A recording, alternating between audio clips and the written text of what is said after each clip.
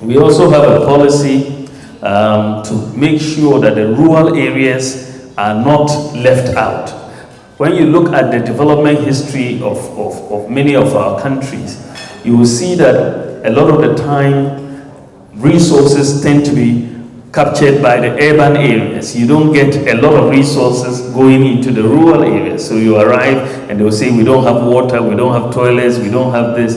And this is almost 60 years after independence. And how come the resources don't go to these areas? And this is why we said that, okay, we are going to take 20% of the development budget and distribute it across to every constituency in the country. We have 275 constituencies. So we say, well, let's take 20% of the development budget.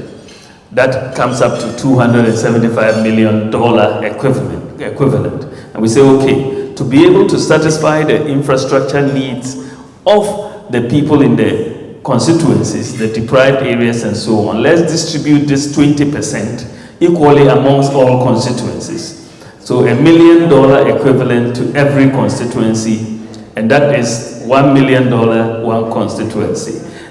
This is also being done, and so you've seen a lot of infrastructure coming up across all the country. So places that have not seen development over the last 30 years suddenly are seeing development, because if you don't do that, the resources will never get to those places. But now everybody knows that I have $1 million coming equivalent in my constituency. What are my needs? They have to prioritize their needs and spend that money on what is important to them. So you see that what we are trying to do is to transform the economy, but also have clear view of making sure that everybody shares in the transformation. Over the years, it has been a sort of elitist transformation.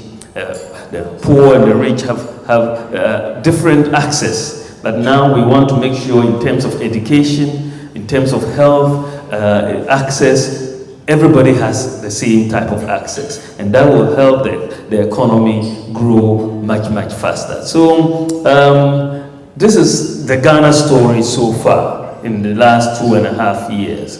We believe that there's a lot more to do. We are learning from best experiences from other countries, but we believe that inclusive transformation is the way for us to grow. And we believe that trade and investment flows between African countries and between Africa and the diaspora is very, very important.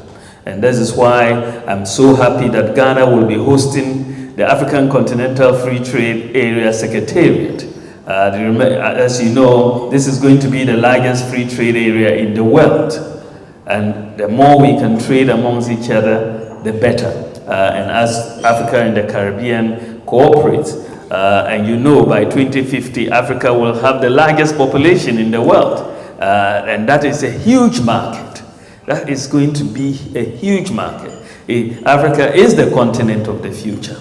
And so I think the increased ties and links and cooperation between our countries of Africa and the Caribbean, the diaspora and the main African land, I think is going to be so powerful as we go forward. Let's unite, let's work together. Together we can do so much. We have so much promise, we have so much resources. Let's build our human capacity. Thank you so much for your attention.